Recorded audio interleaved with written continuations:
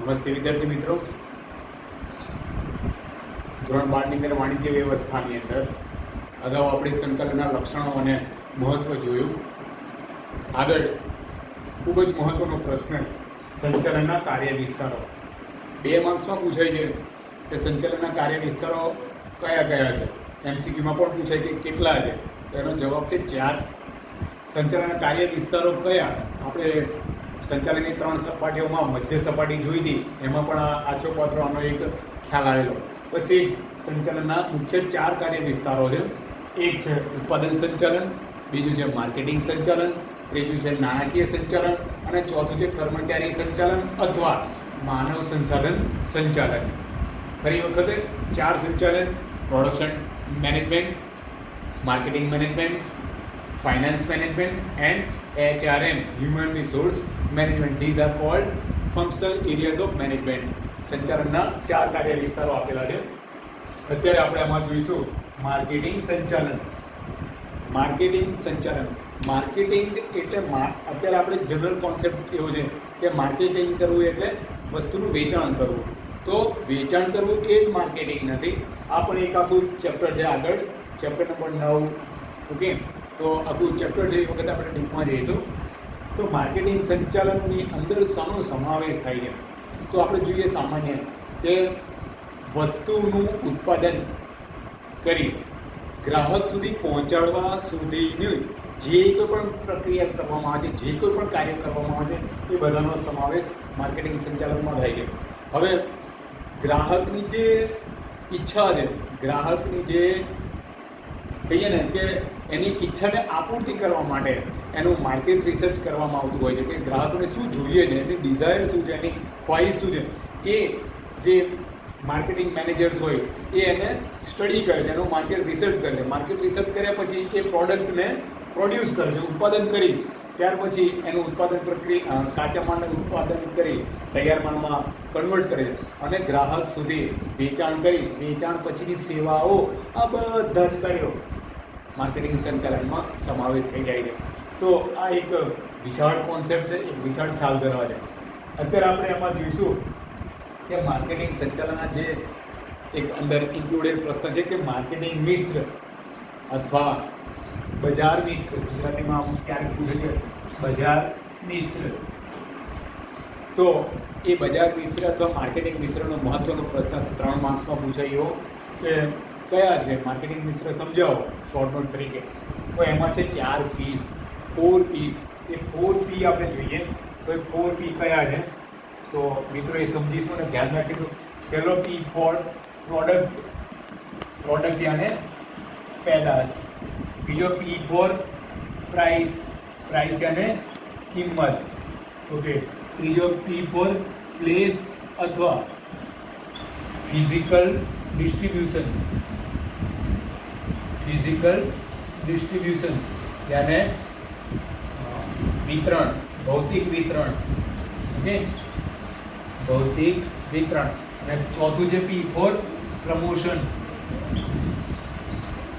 ચોથો P four પ્રમોશનનો મતલબ થાય છે અભિવૃદ્ધિ. ઓકે, હજી 4 P છે. 4 Pમાં પહેલો P છે પેદાશ. મિત્રો ખૂબ ઇન્ટરેસ્ટિંગ પ્રશ્ન છે બીએની અંદર આ 4 P'નો. આખું કોઈ પણ વ્યક્તિ, કોઈ પણ એકમ, કોઈ પણ ધંધાકીયમાં લાગુ પડતો આ 4 P ખૂબ જ મહત્ત્વના. એક છે પહેલો આપણે ડિસ્કસ કરીએ પ્રોડક્ટ. પ્રોડક્ટ પેદાશ અથવા પેદાશ મિશ્ર. પેદાશ મિશ્ર. તો મિત્રો સમજીએ કે કોઈ પણ ધંધાકીય એકમે જ્યારે બજારમાં પોતાની વસ્તુ વેચાણ માટે મૂકે છે અથવા ઉત્પાદન કરવા માગે છે ત્યારે કઈ બાબતો ધ્યાનમાં રાખે છે? તો પેદાશનું રંગ, રૂપ, ગંધ, કદ, આકાર, વજન, ત્યાર પછી ગેરંટી, વોરંટી, વેચાણ પછીની સેવાઓ, આ બધાનો સમાવેશ પ્રોડક્ટમાં થાય છે. એ વસ્તુનું ગંધ, કદ, રૂપ, રંગ, આકાર અને વજન, ગેરંટી, વોરંટી, આ બધાનો સમાવેશ થાય છે પ્રોડક્ટમાં થાય છે. કોઈ પણ ધંધો જ્યારે પોતાની વસ્તુનું ઉત્પાદન કરે છે ત્યારે આ બધા વિષય વિચાર. તમે જુઓ સાબુનો ઉપયોગ, સાબુ આપણે ઘરમાં 2 કે 3 જણા હોય તો પણ સાબુની સાઇઝ હાથમાં આવે એટલી જ. ઘરમાં સભ્યો 10-12 જણા હોય, જોઈન્ટ ફેમિલી હોય તો મોટો સાબુ માર્કેટમાં નથી મળતો. ઓકે, સેમ ટૂથપેસ્ટ આપણે 4 જણા હોય ઘરમાં તો 100 ગ્રામ 200 ગ્રામની ટૂથપેસ્ટ ઇનફ છે અને એટલી સાઇઝમાં જ આપણને ક્વોન્ટિટીમાં મળે છે. પણ ઘરમાં કંઈ કોઈ ફંક્શન હોય કે મેરેજના ફંક્શનમાં બહુ બધા રિલેટિવ્સ આવશે તો કિલો 2 કિલોની ટૂથપેસ્ટ આપણને માર્કેટમાં મળતી નથી કે ચાલો વધારે ઉપયોગ કરી લઈએ. એ એની સ્ટાન્ડર્ડ સાઇઝ છે. ઓકે, સેમ હેર ઓઇલ આપણે યુઝ કરીએ છીએ તો હેર ઓઇલની ઉપરનું નીબ અથવા આપણે તમે જુઓ કે માથામાં નાખવાનું તેલ એ 100 ગ્રામ 200 ગ્રામ 250 ગ્રામના પેકિંગમાં જ હોય છે. કે કિલો 2 કિલોના આપણે તેલ યુઝ કરતા નથી. કહેવાનો મતલબ કઈ વસ્તુ છે. ઇવન આપણે જોઈએ કે અભ્યાસની અંદર આપણા જે પીરિયડ્સનો ટાઈમ એ પણ સમય એ પણ એક પેદાશ છે. જે અમે તમે ભણાવીએ છીએ એ પણ એક પેદાશ છે. એ પેદાશ ભણાવવાનો સમય પણ 30 કે 35 મિનિટનો હોય છે, નહીં કે 2-3 કલાકનો. કહેવાનો મતલબ પેદાશ નક્કી કરતી વખતે આ બધી બાબતો ધ્યાનમાં રાખવામાં આવે છે. એની ગુણવત્તા કેવી રહેશે, વેચાણ પછીની સેવાઓ કઈ હશે, ગેરંટી કેવી છે, ખાતરી કેટલા સમયની અને વોરંટી પીરિયડ કેટલા સમયનો છે, એ બધું નક્કી કરવાનું. પેદાશ વિશે તમે જુઓ કે કોલગેટ એક કંપની છે, કોલગેટ બનાવે છે ટૂથપેસ્ટ. તો ટૂથપેસ્ટની અંદર તમે જુઓ કેટલાક કોલગેટમાં કોલ હે, નમક હે, ક્યારેક તમે વેજ શક્તિ આપે, ક્યારેક કોલગેટ મેક્સ ફ્રેશ આપે છે. બધાની ફ્લેવર અલગ. કોલગેટ સિબાકાની ફ્લેવર, બધાની ફ્લેવર કેવી છે, અલગ અલગ છે. તો એક જ પેદાશ છે ટૂથપેસ્ટ, પણ એમાં મિશ્રણ કરેલું છે અલગ અલગ. જે કસ્ટમર્સને, જે કન્ઝ્યુમરને જે કોઈ પણ વસ્તુ જોઈએ છે એ પોતાના રીતે પરચેઝ કરે છે. તો એ છે પેદાશ મિશ્રણ. ઓકે, બીજો મુદ્દો છે પ્રાઇસ. પ્રાઇસ એને કિંમત અથવા એનું ભાવ, મૂલ્ય. તો વસ્તુની કિંમત નક્કી કરતી વખતે મિત્રો ખૂબ જ મહત્ત્વનો પ્રશ્ન છે કે વસ્તુની પેદાશની કિંમત નક્કી કરતી વખતે કઈ બાબતો ધ્યાનમાં રાખવામાં આવે. તો વસ્તુની પેદાશ અથવા વસ્તુની કિંમત નક્કી કરતી વખતે, પેદાશની કિંમત નક્કી કરતી વખતે એક તો સૌથી મોટો પ્રશ્ન છે ઉત્પાદન પડતર. વસ્તુની ઉત્પાદન પડતર કેવી છે, કારણ કે ઉત્પાદન પડતર એ વસ્તુની વેચાણ કિંમત નક્કી કરવામાં ખૂબ મહત્ત્વનો ભાગ ભજવે. પછી ઉત્પાદન પડતર પછી હરીફોની વસ્તુની વેચાણ કિંમત કેટલી છે, ત્યાર પછી જે માલિક છે એ માલિકનો નફો કે એમાં કેટલી વસ્તુ કેટલા પ્રમાણમાં નફો ઉમેરવામાં આવશે, પછી છૂટક વેચાણ કરવામાં આવશે કે એની શાક નીતિ, વેચાણ નીતિ, વટાવની નીતિ, આ બધા પ્રશ્નો પણ એમાં ધ્યાનમાં લેવામાં આવે છે. જોઈએ કે શાક નીતિ અથવા વેચાણ નીતિ રોકડેથી વેચાણ કરે છે કે ઉધારથી વેચાણ કરવું છે, એ એની વેચાણ નીતિ થઈ ગઈ. શાક નીતિ, જ્યારે ઉધાર માલ વેચવું છે તો ખરું, તો કેટલા દિવસ સુધી ઉધાર વેચીશું, કેટલા દિવસનો સમયગાળો આપીશું ગ્રાહકોને ઉધાર. ઓકે, ત્યારથી વટાવ, રોકડ વટાવ, વેપારી વટાવ આપણે જોયું તો વટાવનો દર કેટલો રાખવો, જથ્થાબંધ વેચાણ કરવું કે છૂટક વેચાણ કરવું, મધ્યસ્થીઓને કમિશન કેટલું આપીશું, મધ્યસ્થીઓ રાખવા કે ન રાખવા, આ બધું જ તમે જુઓ છો કે આપણે ડીમાર્ટમાંથી પ્રોડક્ટ ખરીદીએ છીએ તો ડીમાર્ટમાંથી પ્રોડક્ટ ખરીદીએ તો આપણને ત્યાં 2-3 રૂપિયાનો ફેર પડતો હોય, કારણ કે ડીમાર્ટમાં વચ્ચે મધ્યસ્થીઓ નથી. એ ડાયરેક્ટ ઉત્પાદકો પાસેથી માલ ખરીદી લાવે અને જથ્થાબંધ ખરીદતા હોવાથી મધ્યસ્થો નીકળી જાય. એટલા માટે આપણને મધ્યસ્થોનું જે કમિશન છે એ નીકળી જાય એટલે વસ્તુની કિંમત આપણને થોડોક માર્જિનલ ફેર પડે છે. તો આ બધા મુદ્દાઓ ધ્યાનમાં રાખીશું. ઓકે, નેક્સ્ટ વિતરણ એને વસ્તુ ગ્રાહક સુધી કઈ રીતે પહોંચતી કરવી. તો જોઈએ કે વિતરણ અંગેના નિર્ણયમાં દુકાનો દ્વારા વેચાણ. તમે જોશો માર્કેટમાં બધી દુકાનો અવેલેબલ છે, તો કેટલીક વખત ઉત્પાદક પોતાની દુકાનો બનાવી દે છે. ઓકે, જથ્થાબંધ વેપારીઓ દ્વારા છૂટ વેચાણ કરાવવું. ત્યારે આપણે 11મા ધોરણમાં જોયું હતું કે ઉત્પાદક જથ્થાબંધ વેપારીને જથ્થામાં માલ વેચે છે, એને પછી માલ સ્ટોર કરવો પડતો નથી કે ગ્રાહક સુધી એમને જાતે વેચવા જવું નથી પડતું. છૂટક વેપારીઓ દ્વારા વેચાણ, એજન્ટ હોય, વાહન વ્યવહારનો પ્રશ્ન વગેરે બાબતો ધ્યાનમાં લે. વાહન વ્યવહાર પણ ખૂબ મહત્ત્વનો પ્રશ્ન છે કે વસ્તુ ધંધાકીય એકમના જે ઉત્પાદન વિભાગ છે ત્યાંથી ઉત્પાદન કરી અને ગ્રાહક સુધી પહોંચાડવા, એ માટે આવા વાહન વ્યવહારના પ્રશ્નો ઉદ્ભવે છે. આવું વાહન વ્યવહાર પોતાનું રાખવું કે ભાડેથી લાવવું, આ પણ વિચારવું પડે, કારણ કે પોતાનું રાખવા જતાં મૂડીરોકાણ કરવું પડે અને પોતાના ધંધાની મૂડી આવા વાહનમાં રોકાઈ રહે.